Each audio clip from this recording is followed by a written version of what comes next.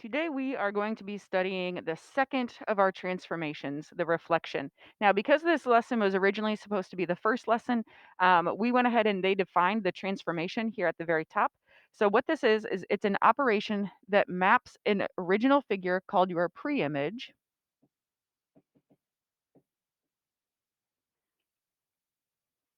onto a new figure called your image. A transformation can change several things. One, it can change the size, it can change the position,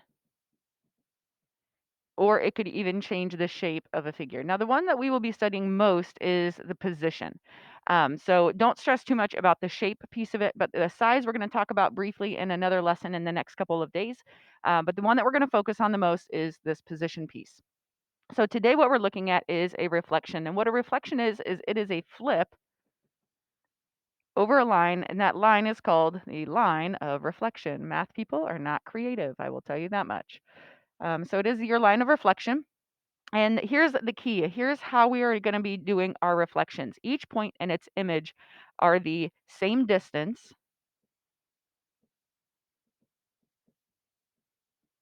from the line of reflection. So let's take a look over here. This is your pre-image on this side, and this one is your image. And so as you look at this, the distance from C to that line is the same as my new C to that line. Those are the same distances. And that's what it's talking about in that bullet point that I circled. Now, the possible lines of reflection that we're going to be focusing on are the x-axis or the y-axis, both the vertical and horizontal lines in the form of x equals some number, and just a reminder, that one is the vertical one, or y equals some number, and just a reminder, that one is your horizontal one. As far as the diagonal lines, the two diagonal lines that we are going to focus on are y equals x or y equals negative x. And so we're going to have to kind of go back in our think tank and kind of recall some of those lines that we've learned in algebra in the past. So again, what I did before we even got started is I went ahead and I graphed the points of our odd problems. So as you look at this, I want for you to just take 1 second and graph your points A, B, and C. Now, when you look at this, the x-axis is the one that is running horizontal. So I'm just going to go ahead and sketch this in. It's the one that's going like this. And so as you look, for example, C is 1 unit above. So my new C is going to be 1 unit below. I can go ahead and write that point. And if I notice my original point is 5, 1, my new point is 5, and instead of up 1, it's down 1. Then I look at A. A is up 2. My new A would then be down 2. And so again, when I look at this, I have -4. My Y value is going to be negative. My B is originally up 7. So my new B is going to be down 7. And so my point would be for -7. And so when I look at this, the general rule, much like when we did the translations, the rule, whenever we're reflecting over your x-axis, is going to be that your xy is going to be, notice my x is the same coordinate and my y changes value. Now notice that that does not mean that my y is negative. It is in this case, but if it's originally negative, it turns positive. So it is switching its sign. Let me say that again, switching its sign.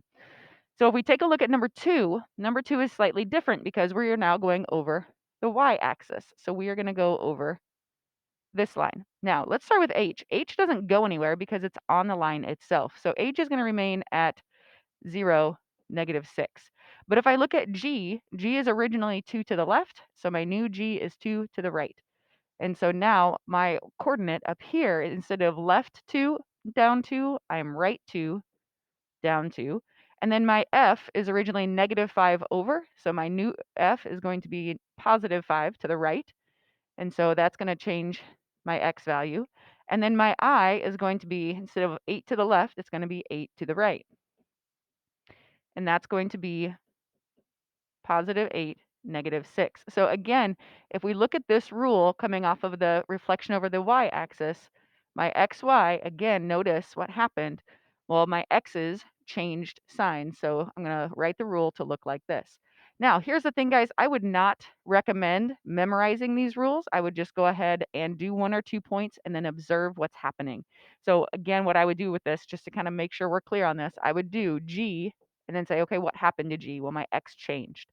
Okay, and then I could do my other points like the same exact way. Now, the one that doesn't have any rules are the ones that look like this. So this one, the vertical and horizontal ones, there are no rules for these. Okay, so don't try to memorize anything for that. If you look at this, x equals 4.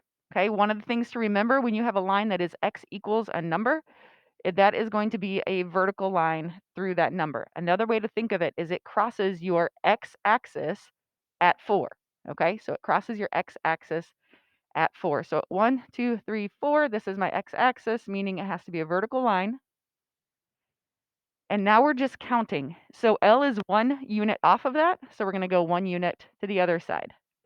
J is 1, 2, 3 units to the left, so my new J would be 3 units to the right. K is 2 units, so therefore my new K will be 2 units the other direction. And so that is my new triangle. The only thing I have to do now is go ahead and read my points off correctly. So J is 7 units to the right, 1 down. K is 6 units to the right, 3 up.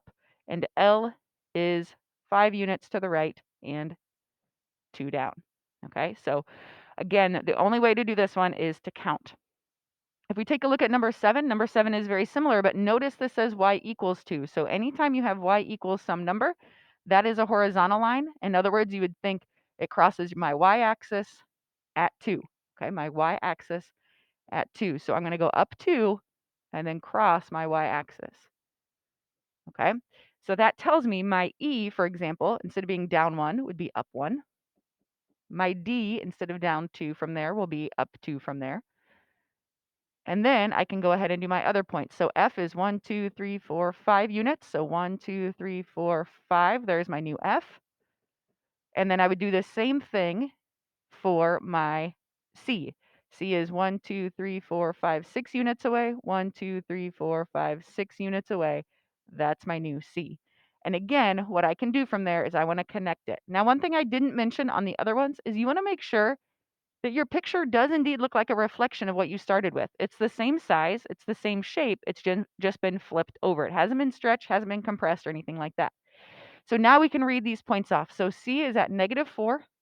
We're going back to my origin to look at this. So -4 up 8. D is going to be at -2 and then up 4 units. Again, we're reading from this origin. E is going to be at 6, +3, and then F is going to be at 4, up 7. So I'm just going back from my original graph and reading those points off. Now, the ones that are a little bit more difficult for most people are the ones that have your y equals x line. Now, think about this. If you think about y equals x in terms of y equals mx plus b, when you look at this, you've got a slope, in this case, of 1, and you have a y-intercept of 0. There is no plus or minus. So what that tells you is it's going to start at your x-axis, and then you're going to go up 1, down 1. Now I'm going to cheat just a little bit because I have the smartboard available to me, and I'm going to go ahead and just draw a really straight line through here. And then from here, I'm going to turn my paper and count diagonals. Okay, so let me show you really quickly what I mean by turn my paper and count diagonals. So if I look at this, I'm going to take this and I'm going to copy and paste it. And I'm just going to come over here. I'm not going to do this example anyway. I'm going to turn this vertically. Okay, so instead of counting along the edge of the squares, I'm going to count my diagonals. So for example, my Z is 1 over. So my new Z will be 1 over. So if I look back here, it's going to be down here. That's my new Z. And then if I look at my X, I'm 1 full diagonal and a half. So my new one would be my half and 1 full one. That's my new Z. And if I turn my head and look at that point, it's going to go right here. And you have the liberty of being able to turn your papers back and forth. I don't really have that availability with the smartboard. So please don't feel like you're stuck doing it one set way. Now, what I would recommend is go ahead and write one of those points. So for example, x is -2, -5.